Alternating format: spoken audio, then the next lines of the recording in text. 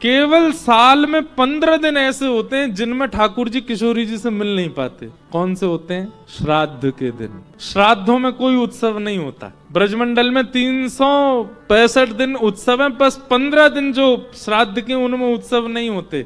तो उसमें इसलिए उसमें सांझी उत्सव होता है हमारे ब्रज में। सांझी जानते हैं? सांझी में क्या होता है?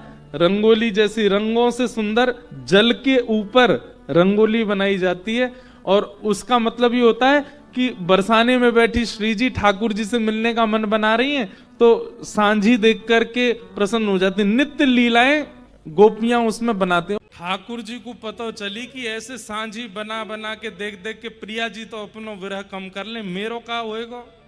तो ठाकुर जी बोले मैं क्या करूं?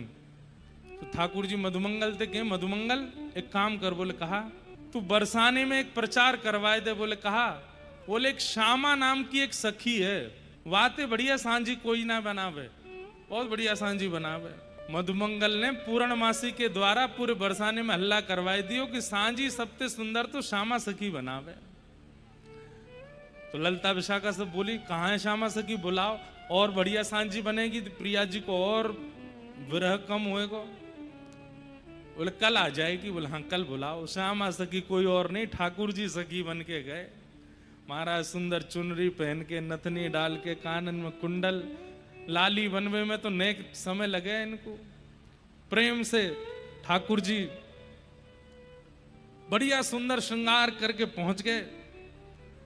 ऐसी गजगामनी चाल सखी देख करके गए, एरी श्यामा तो पे सांझी बनानी आवे? बोले हाँ। बोले कहाँ बनावेगी? बोले मैं बनाऊंगी नहीं, मैं सिखाऊंगी। मैं बनावे लग गई तो मेरी दक्षिणा तो बहुत है, तुम दे ना पाओगी, मैं सिखाए दे रही हूं। ललिता विशाखा बोली अच्छा तो हमें सिखाए दे। बोले दासी ने ना सिखाऊं मैं, स्वामिनी को बुलाओ उन्हीं को सिखाऊंगी। अरे श्यामा सखी आइए, मेरा नाम है सब जगह। अच्छा स्वामिनी जी को सिखाएगी? बोले हाँ। किशोरी जी आई। अब किशोरी जी बगल में बैठी हैं और ठाकुर जी मुखमंडल की ओर देख रहे हैं। किशोरी जी कह रही मोह कहा ताड़ रही है, बता कैसे बनाना है।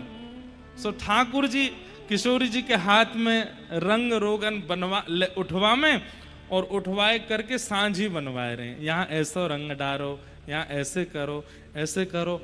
लीला बनाते बनाते बनाते बनाते जैसे ही लीला पूरी भई तो लीला कहाँ प्रकट भई? सांझी में ही ऐसी लीला बनी है कि श्री प्रिया जी अपने हाथ से सांझी बना रही हैं और श्याम सुंदर पकड़ के बनवा रहे हैं। यही सांझी में चित्र बनवाए दियो।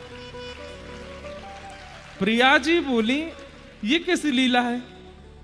ऊपर देखो दर्पण लगाए करके देखी तो नीचे वहां में वही लीला। बोले अरे ये तो बिल्कुल ऐसा लग रहा हो कि श्यामा सखी की जगह श्याम सुंदर बैठ के मुझसे सांझी बनवा रहे हैं।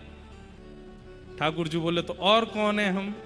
प्रिया जी ने देखी श्याम सुंदर। बोले और नहीं तो। तुरंत चुनरी उतारी है महाराज, श्री प्रिया जी ने ठाकुर जी को आलिंगन किया है और फिर गुपचुप रूपते ही वहीं पर रास है गए हो है। ऐसे करके श्री प्रिया जी के साथ में सांझी उत्सव भई है।